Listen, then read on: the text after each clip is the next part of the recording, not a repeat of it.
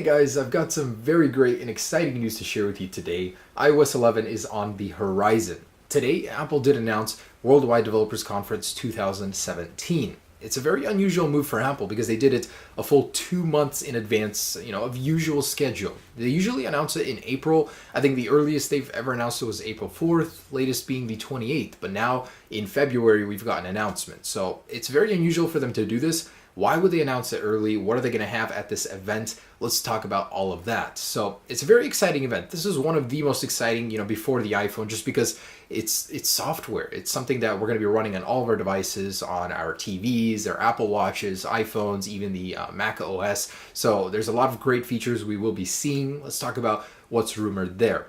But first, the actual promo image. So this thing usually has hints. Apple always likes to put some sort of hints, hide things in them, and try as I might, looking at it, I couldn't really find anything. I mean, there's a bunch of people doing various things, taking selfies, reading books, holding suitcases. I mean, the main theme seems to be a world that is connected by these products, as everyone seems to have one. So if you guys actually find something, a little hint, leave it down below. I'm actually very curious to see. Usually Apple's hiding stuff, like last year WWDC, all the text was the new version of Swift. Sometimes they hide things like camera features or iPhone colors in them, but I couldn't find anything for this one. Now, this event will be held on June 5th in San Jose. The first time it's being held there since 2002. So apparently it's to make things easier for the engineers, for them to come and work on it. Even the ones that want to take just a day off from work and go to this event, they can do that. If you guys want to go to this event, there's about 5,000 seats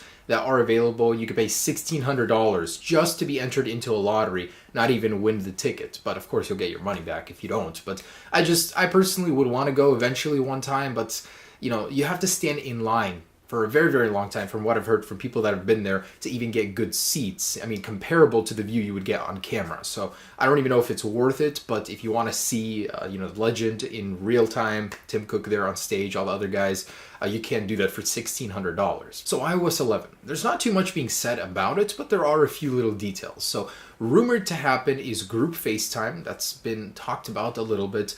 More features for the iPad. So Apple actually wants to differentiate the iPad from iOS in more ways, take advantage of that larger display. And that's one of Apple's biggest complaints when it comes to the iPads, is that there's just not enough exclusive features on them. So with iOS 11, it's said that Apple wants to take care of that and give the iPad more features. Also, we talked about this earlier, redhead emojis. So as usual, Apple will be updating the emojis, and these might include the new redhead emojis. Now, iOS 11 will be a very important update for this one very reason. There will be no more support for 32-bit devices. So devices like the iPhone 5 will be axed, and the focus will be on 64-bit.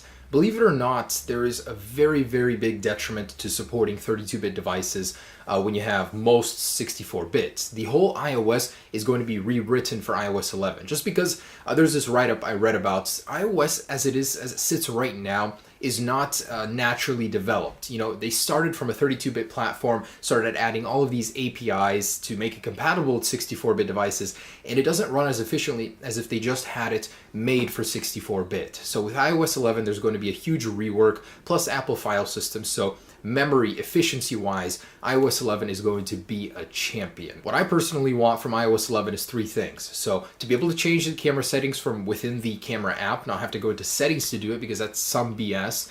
Also, the volume HUD to get rid of that from the display. Why is it in my way? And actually throw in a dark mode. Something we should have seen a long time ago. It would blend with the iPhone, the black one, very well. Absolutely do it, Apple. Of course, Watch OS, the new Mac OS 10.13. Currently 10.12 was an amazing release performance-wise. I actually really like it. I think it's very stable. Also, Apple TVs. So Apple, of course, will release new software for it, but it's rumored there will be a new Apple TV hardware release as well that could support 4K resolution. Now, that one isn't set in stone, but it's rumored to happen. Now, Apple doesn't usually release hardware at WWDC. In fact, it's been over 3 years, actually about 3 years now since they have. So in the past, they've released the 3G, 3GS, Retina MacBook, announced the Mac Pro 2013 at this event.